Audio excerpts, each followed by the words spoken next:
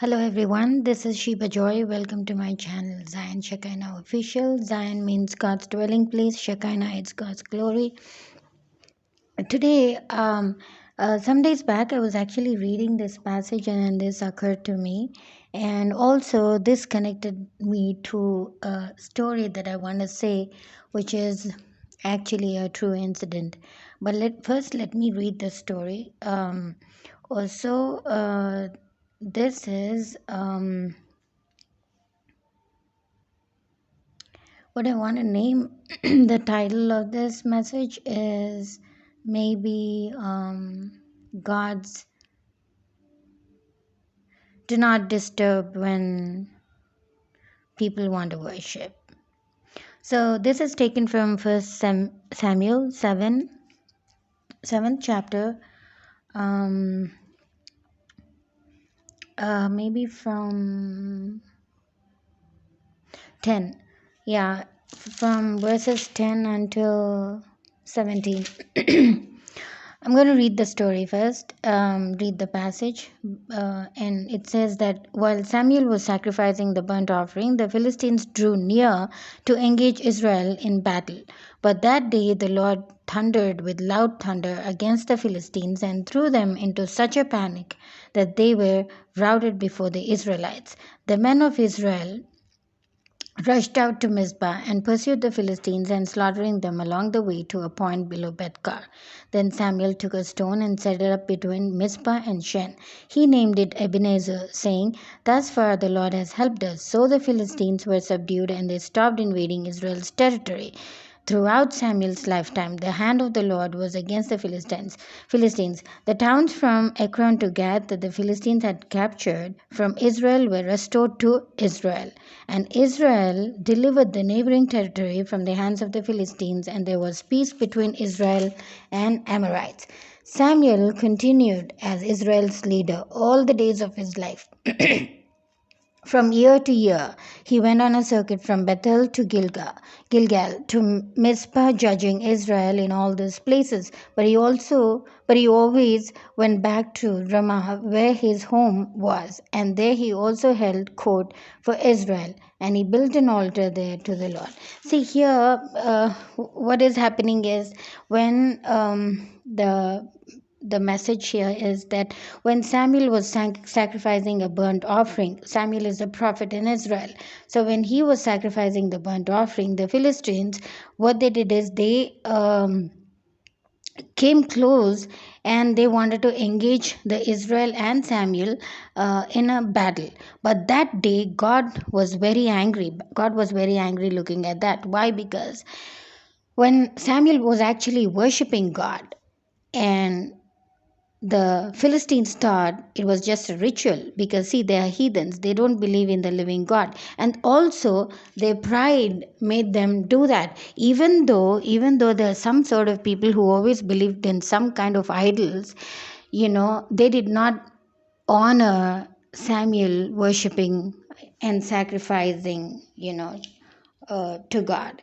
So they, without recognizing that kind of act, they came forward and they wanted to battle and they wanted to engage in the battle, and they also were trying to disturb the peace of the Israel when this burnt offering was going on, and that was done by Samuel. So God, even before the Israelites saw that, even before Israelites said to God, even before Samuel pleaded to God, even before Samuel went before God and said, "Look, what are they doing?" God himself took this case very seriously. He saw that these people were disturbing them, and so immediately he thundered. It says in the Bible that, but in verse 10, the later part, it says, "But that day the Lord thundered with loud thunder against the Philistines and threw them into such a panic that they were routed before the Israelites." So see, just, God's hand was heavy. God's hand was mighty. God's hand did not did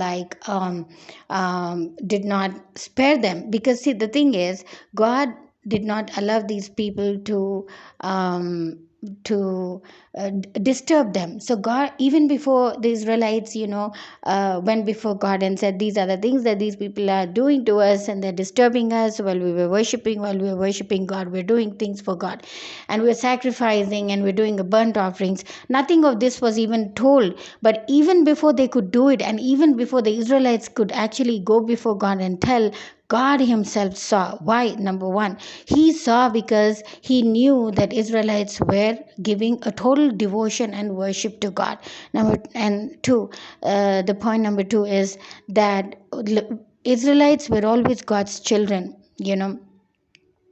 Yes, they were, up and down in their mood, in their worship, in their demeanor, in their behavior, in their adoration before God, in their things before God. But always, these are the people that God rescued them. These are the people that even Jesus came out from. So, and also these are the people that God said that they are my chosen people, and He gave them a separate inheritance, a separate nation for them, called Israel, under the name of Jacob. Jacob's name was Israel. So how beautiful is that? If you go back to the history, Jacob was again connected to Adam. Adam's great, great, great, great grandson was Jacob. So God remembered His promise, to Adam. God remembered His promise to Abraham.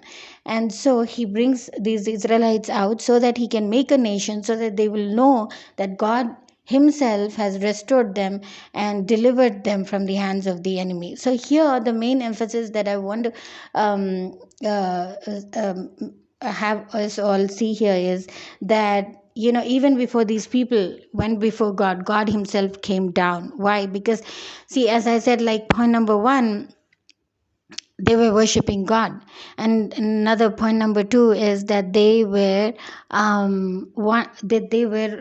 if you see here, wanting is and they were doing a sacrifice, which is again a tradition, honoring God. So they were worshiping God, they were honoring God, and the third thing is they were, remembering God. So these three things wouldn't have happened if the Philistines came and attacked them in the battle, if they had engaged them in the battle. So even before the Israelites had any time to go before God, any time to say anything about these people, God Himself intervened. And what did He do?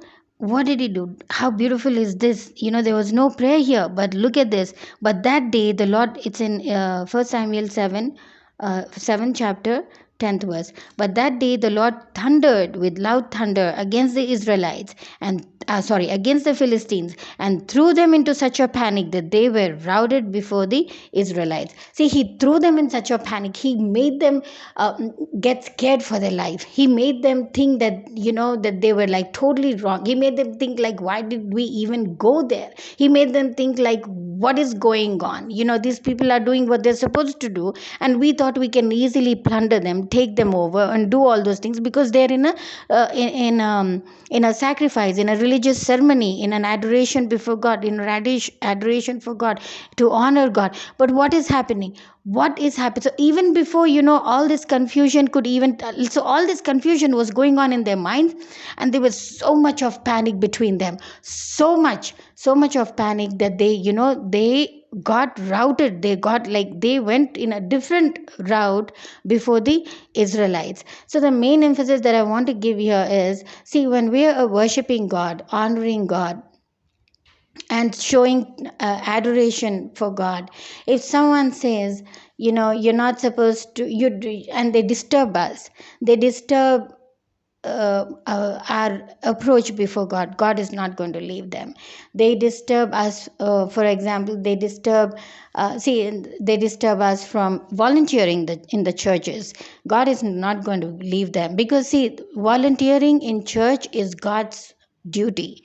It's God's way of telling people, and people telling God that we are here to serve you. So you can cut that off. And it's a big curse. It's a big curse, because you don't know, folks. You can maybe fight with people, but don't fight with God, because that's a no thing, and then that's a very dangerous thing.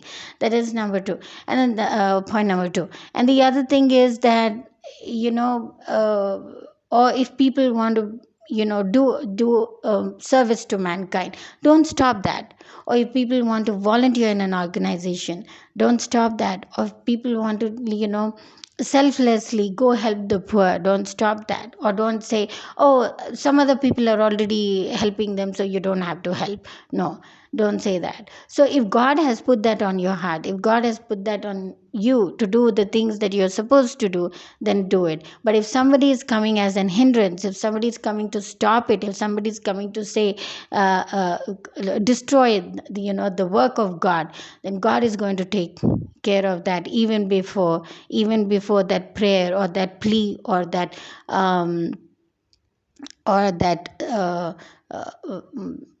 sigh can go before God. So this is one thing. And because the thing is, I heard a true story. A person who was wanting to volunteer in a community, in a church, and someone said, no, don't. They were not giving them a chance to do it. And reason is, there's no reason. It's just that they are very selfish. They have their own self-centeredness. They themselves are wrong. They think they are the masters of the church, and they do that. So it's here in India that happened. And when this poor couple came to me and told me that this thing has happened in that church, and so we have stopped going to that church, I felt really sad for two reasons: one for the couple, and also one for the church. I think it is a very grave mistake on the part of these leaders in the church to stop people from doing what God wants them to do, or stop people from doing what they're supposed to do in church. You can't do that because here, see, they were worshiping, and when somebody was trying to disturb them, what did God do? He put so much panic in them. Panic means fear. Panic means being scared of. Panic means knowing what to do. Panic means they were probably acting like a mad men, and they got rerouted again. They got routed. They went to another direction. So don't do that. God will thwart your plans if you don't allow people to come. As it is, we need people to volunteer, we need people to serve God, we need people have that mindset. It's not about who is doing what, or how much fame and name they're getting in the community, or in the church, or in the organization. But if they have been given a chance, if they are one having a servant mindedness to serve in the churches, to serve in the organization, to serve in the community, don't stop them. Because especially when it is God's work, and you stop them, you're going to fall into such grave mistakes. See the things here that has happened. So don't pain people who want to serve in the church for God, and don't stop them, because that is going to backfire. So when I heard this story from these people, I knew everything. They told me, I was feeling really bad. And so then after some days, I was reading this verse, and immediately these people came to my mind. Like in my spirit, I felt, wow, this is, a form of worship should never be, God's worship should never be disturbed, because he's going to take it very seriously. Because here it's not that these people went back to God and asked him, what is these people have come to attack us, how can we do the sacrifice, how can we do the burnt offerings, how can we worship you? These Israelites didn't say that. But even before they said it, they were in that ceremony, they were in that sanctity, in that holiness, in that worship, and remembering God himself saw that, and he is a zealous God, which means he is a God who doesn't take other things in. It doesn't allow us to take other things in his place. So please be mindful, folks. If you're in a position to have people volunteer there, please have them volunteer, but don't stop them unless their mistake is really unless they've done like grave mistakes, unless they are not safe to the community or not safe to the church or something like that. But other than that, I don't think such people even want to come and volunteer in churches. The such kind of people are not even there to volunteer. They have their own wicked ways. But here, do not despise and do not hold back the other good people, because unnecessarily you will be at fault before God, and then God is going to judge you for that. So, this is what I wanted to tell today, and may the Lord bless this word. Thank you.